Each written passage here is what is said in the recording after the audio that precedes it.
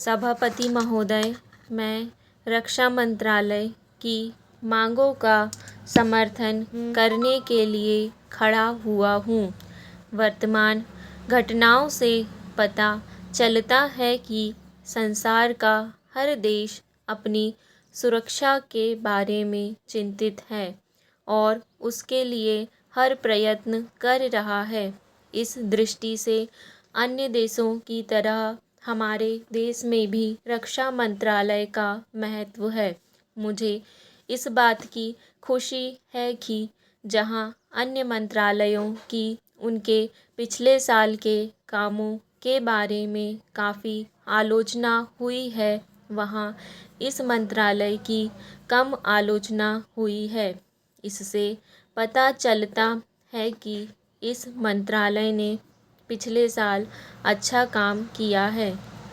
मोटे तौर पर किसी भी देश की सुरक्षा नीति का लक्ष्य यह होता है कि दूसरे देशों, खास तौर से पड़ोसी देशों के साथ मित्रता के संबंध स्थापित हों और हम एक दूसरे के मामलों में हस्तक्षेप न करें। लेकिन उसके साथ यह भी ज़रूरी होता है कि हम अपने देश की सीमाओं और अखंडता की रक्षा करें। इसलिए हमारे देश का यह कर्तव्य हो जाता है कि हम अपने पड़ोसियों के कार्यों पर पूरी नज़र रखें, क्योंकि आज तक हमारे देश पर जो संकट आए वे हमारे पड़ोसियों से आए हैं। 1965 में पाकिस्तान के साथ जो लड़ाई हुई और उसके बाद ताशकंद में जो समझौता हुआ वह सिर्फ कागज़ पर ही रहा। पाकिस्तान ने उस पर कोई अमल नहीं किया। इस दृष्टि से बेहद ज़रूरी है कि हम अपने देश की सुरक्षा की हर तरह से व्यवस्था करें।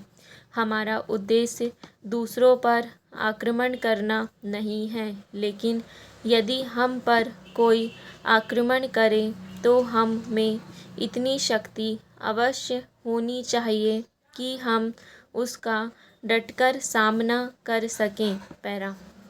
हम जानते हैं कि पिछले दिनों पाकिस्तान को अमेरिका और चीन से काफ़ी मदद मिली है। रक्षा मंत्रालय की रिपोर्ट में भी कहा गया है कि पिछले साल अमेरिका ने पाकिस्तान को 1500 करोड़ रुपए की फ़ौजी सहायता दी है। आज जहां हम फ़ौजी सामान के लिए अपने कारखानों की मदद से अपनी शक्ति बढ़ाने का प्रयत्न कर रहे हैं, वहां पाकिस्तान संसार के देशों से फ़ौजी सामान खरीद रहा है। अपनी नीति के कारण वह सब देशों से लाभ उठा रहा है। मेरा सुझाव है कि हमको भी अपनी शक्ति बढ़ाने के लिए संसार के अन्य देशों से अधिक फ़ौजी सामान खरीदना चाहिए। आज तिब्बत की सीमा पर चीन की 1.5 लाख फ़ौज खड़ी है। हमारा सभापति महोदय, प्रतिदिन छोटी मोटी झड़पें होती रहती हैं। हमारी फ़ौजें बड़े उत्साह से उनके मुकाबले में खड़ी हैं। उनके हौसले बहुत ऊंचे हैं, लेकिन हमारी सरकार का भी यह कर्तव्य है कि उनके हौसले को कभी गिरने ना दें। उन्हें हर तरह की सुविधा प्रदान की जाए जिससे उनका आत्मविश्वास बढ़े। मैं मंत्री महोदय से अनुरोध करूंगा कि सरकार अपनी नीतियों के प्रचार का काम ठीक प्रकार से अपनी फ़ौजों से करें। उनको अच्छे अच्छे हथियार दें। अनुसूचित जातियों और आदिवासी जातियों के आयुक्त ने जो अपना प्रतिवेदन प्रस्तुत किया है, उस प्रतिवेदन को देखने से यह प्रतीत होता है कि इसको तैयार करने में उन्होंने बहुत परिश्रम से कार्य किया है। इसके लिए मैं उनको और उनके सहयोगियों को धन्यवाद देता हूँ, परंतु साथ ही साथ इस प्रतिवेदन के संबंध में कुछ आवश्यक निवेदन भी करना चाहता हूँ। पहली बात तो यह है कि इस प्रतिवेदन को देखने से ऐसा प्रतीत होता है कि इन कार्यों के लिए जिस धन का उपयोग होता है वह 3 साधनों से उपलब्ध होता है, केंद्र सरकार द्वारा, राज्य सरकारों द्वारा और कुछ गैर सरकारी संस्थाओं द्वारा। प्रतिवेदन के अनुसार जितना धन इन कार्यों पर व्यय करने के लिए दिया जाता है उतना धन पूरी तरह से व्यय नहीं हो पाता।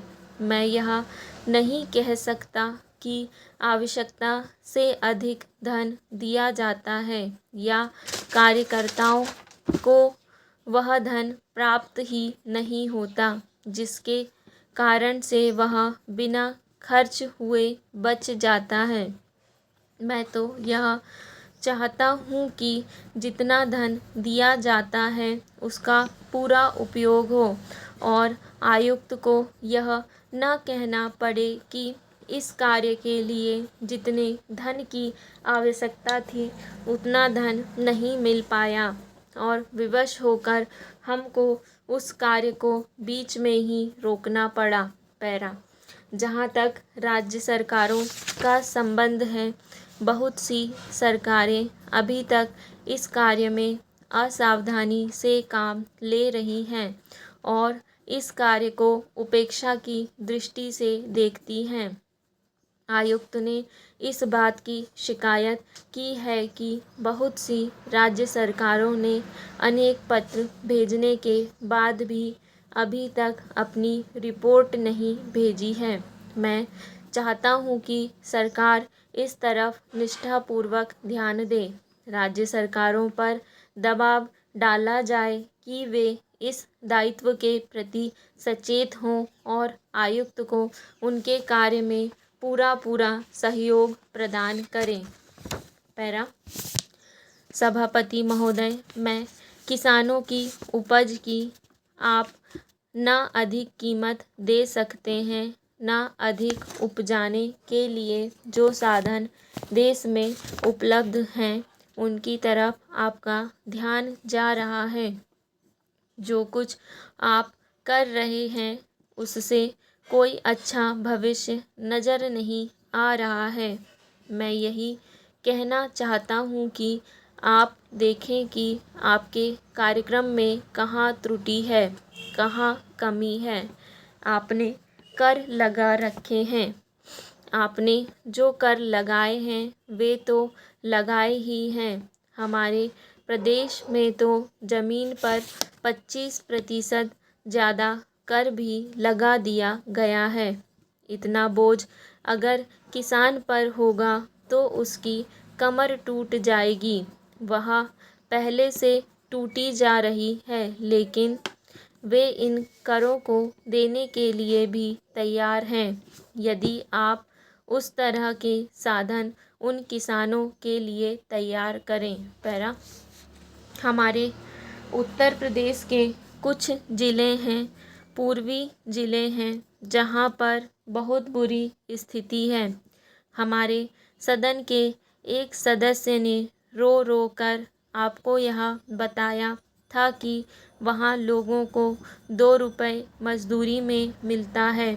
इतनी ही एक दिन की उनकी मजदूरी है।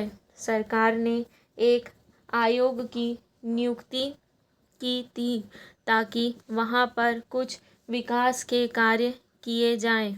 वह योजना भी अब खटाई में पड़ गई है। आपका ध्यान इन समस्त चीज़ों की ओर कैसे दिलाया जाए, कैसे आपका ध्यान इन सभी कठिनाइयों की ओर आकर्षित किया जाए, समझ में नहीं आता है। पैरा यातायात के साधनों की स्थिति यह है कि ट्रेनों में दूसरे दर्जे में भीड़ भाड़ का कोई ठिकाना नहीं है, उसकी कोई सीमा नहीं है। हर रोज़ ऐसा मालूम पड़ता है कि कोई मेला चल रहा है। आपके पास अच्छे इंजन हैं, अच्छे गति वाले इंजन हैं, लाइन भी अच्छी है, तो क्यों नहीं दूसरे दर्जे के अधिक डिब्बे लगाए जाते हैं।